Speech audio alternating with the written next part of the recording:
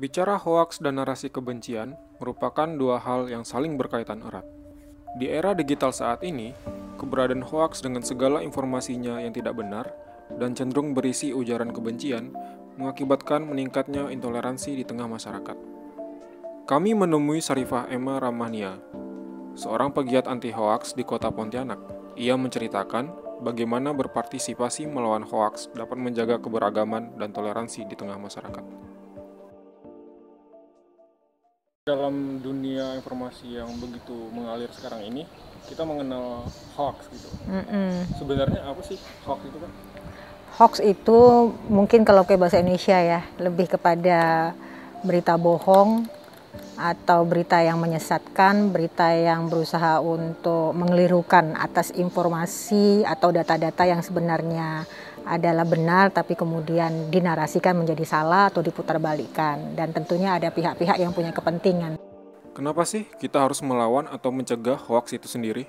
Itu kan kalau kita biarkan ya, kalau seandainya dibiarkan tanpa ada upaya narasi untuk mengklarifikasi atau juga narasi untuk menjelaskan narasi yang benar dan juga aman untuk dikonsumsi publik, dikhawatirkan misalnya kalau berkaitan dengan isu etnis, berkaitan hoax seputar isu agama atau narasi-narasi dalam ajaran agama tertentu, akhirnya nanti yang terjadi adalah interpretasi terhadap berita bohong yang lama-lama akan dipahami sebagai sebuah narasi membenci atas dasar perbedaan yang ada. Bagaimana sih peran pemuda dalam kampanye anti hoax yang berkaitan dengan kehidupan keberagaman di kota Pontianak?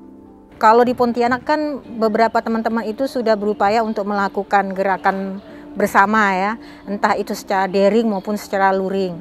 Kalau yang secara daring, mereka biasanya melakukan program siskambling digital. Itu yang dilakukan oleh teman-teman Mavindo di Kota Pontianak.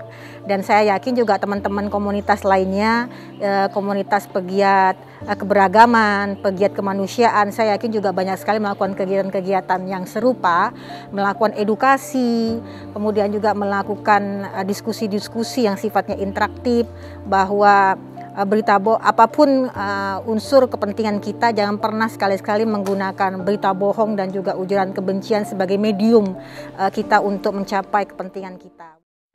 Sebagai suatu informasi yang tidak benar, berisi ujaran kebencian dan cenderung mengaburkan fakta, hoaks dengan masifnya memasuki segala medium di tengah masyarakat, terutama media sosial.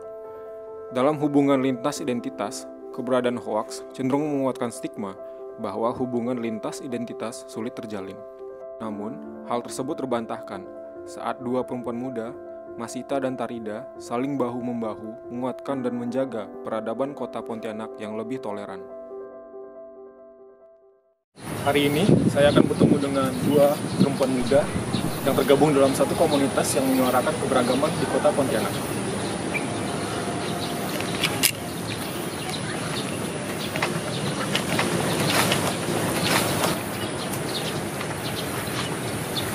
Halo, Fikri. Apa sih prasangka-prasangka yang hilang setelah kalian berdua saling mengenal dan akhirnya berjuang bersama-sama di komunitas?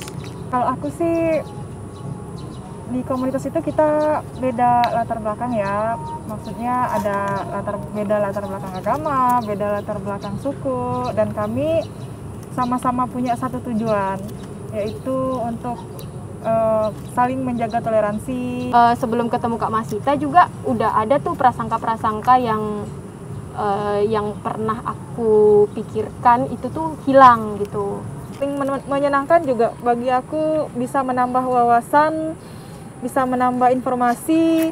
Ternyata di Indonesia, khususnya di Kalbar itu ada adat istiadat, ada kepercayaan lain selain 6 agama yang ada di Indonesia, dan itu menjadi salah satu hal yang menyenangkan mengetahui agama-agama yang belum pernah aku ketahui. Kayak misalnya kan kayak Ahmadiyah gitu kan. Kalau aku dulu ya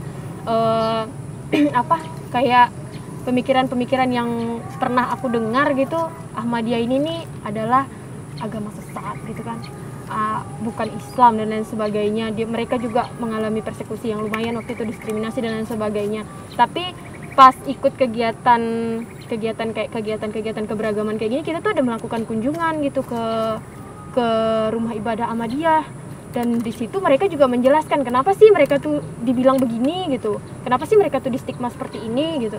Nah dari situ kan kayak punya kebahagiaan tersendiri gitu, mengetahui hal-hal yang orang nggak tahu gitu sih kalau aku. Tak dapat dipungkiri, hoaks akan selalu ada dan berusaha mengaliri ruang-ruang publik dengan narasi kebencian. Namun, cerita perjumpaan dengan pegiat anti-hoaks dan gerakan keberagaman yang digagas anak muda di kota Pontianak merupakan suatu tanda bahwa mereka, aku, kamu, dan kita semua punya komitmen bersama melawan hoaks dan narasi kebencian guna menjaga toleransi di kota Pontianak.